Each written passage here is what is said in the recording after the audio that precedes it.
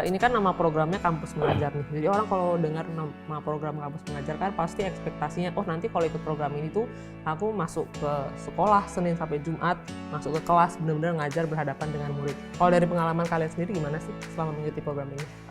Pengalaman ya, kalau dari Kemendikbud sendiri tuh ada 4 program, 4 tugas mahasiswa kampus mengajar. Apa itu yang pertama literasi, numerasi, bantuan administrasi, sama adaptasi teknologi. Jadi kami mahasiswa kampus mengajar itu fokusnya di 4 ini. Cuman nanti dari 4 program ini nanti, program 4 tugas ini nanti dikembangkan sendiri dalam proker kelompok atau proker individu. Atau mungkin nanti dari proker kelompok dan individu ini nanti ada proker kolaborasi dengan guru. Gitu. Jadi namanya kampus mengajar, cuman kita di sekolah itu fokusnya nggak mengajar, nggak semuanya mengajar gitu. Ada bantuan administrasi. Nah nanti ada bantuan administrasi itu membantu guru dalam mengelola administrasi sekolah, seperti kayak arsip buku di perpustakaan, terus mungkin kalau penilaian rapor di akhir semester itu kita bisa bantu kayak gitu.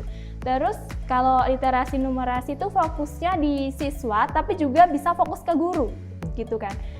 Gimana caranya kita bisa meningkatkan literasi numerasi di kalangan siswa atau di guru biar mereka paham literasi itu apa, numerasi apa gitu. Tapi dengan cara kita sendiri, program kita sendiri kayak gitu. Terus untuk adaptasi teknologi kan di era ini kan banyak ya yang udah menerapkan teknologi di sekolah gitu kan. Bahkan tiap hari siswa-siswa itu mainnya gadget kayak gitu. Guru juga udah mulai membuat media pembelajaran pakai berbasis IT gitu. Jadi kami yang bisa yang tahu ilmunya, kita sharing ke mereka gitu. Sharing gimana caranya kita bisa menggunakan dan memanfaatkan teknologi itu dengan baik. Gitu. Terutama apalagi kalau di sekolah itu kan pasti gurunya beda-beda ya, ada yang masih muda, mungkin yang lebih melek teknologi, mengikuti perkembangan zaman, sementara ada sebagian lain yang mungkin bingung nih, ini anak-anak pada ngapain gitu ya. Bener kayak gitu. Oke. Kalau Fadlus gimana? Jadi seperti yang disampaikan tadi kan ada 4 tugas pokok untuk kampus mengajar, dan walaupun namanya kampus mengajar, tapi kita tidak selalu berhadapan dengan murid di dalam kelas.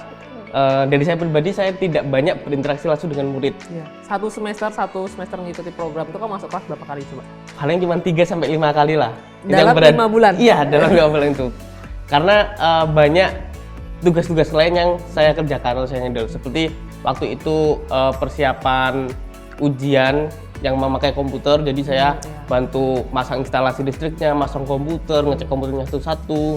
Lalu waktu itu juga menghidupkan lagi perpustakaan, jadi menata ulang buku-buku dan rak buku itu. Terus juga nyetempeli buku-buku itu, lalu menata ruang UKS juga, jadi UKS-nya dihidupkan lagi, jadi menata lagi. Termasuk di sekolahan itu belum ada ruang kepala sekolah, jadi kita bikin ruang kepala sekolah. Dan bukan membangun sih, cuman ada ruangan yang di situ kita rubah, kita desain lagi untuk dijadikan ruang kepala sekolah. Jadi tidak melulu mengenai mengajar di dalam kelas, bahkan kita juga masang-masang mengenai hiasan-hiasan kelas seperti itu, memasang nama-nama itu kayak gitu, atribut poster, itu semacamnya gitu. Berarti intinya mendukung proses pembelajaran di sekolah itu bukan semata-mata di dalam kelas, tapi kalian ya memang mungkin di sekolah ini kayaknya perlu ini nih, kalian terjun di situ, kayaknya perlu ada ini, kalian bikin program itu, gitu ya? Iya, benar. Dan berarti tiap-tiap sekolah beda nih, antara misalnya di sekolah yang satu, di sekolah yang lain kan kalian bisa bikin program sendiri ya, masing-masing kelompok dan masing-masing ini. Berarti itu pasti beda-beda ya berarti? Beda-beda, karena kan sebelum kita diterjunkan langsung di kelas-kelas, kolaborasi sama guru, kita ada observasi dulu. Observasi. Kan jadi kampus mengajar ini pertama ada pembekalan dari narasumber, dari Kemendikbud itu ada pembekalan. Kalau aku kemarin pembekalannya selama 1 bulan.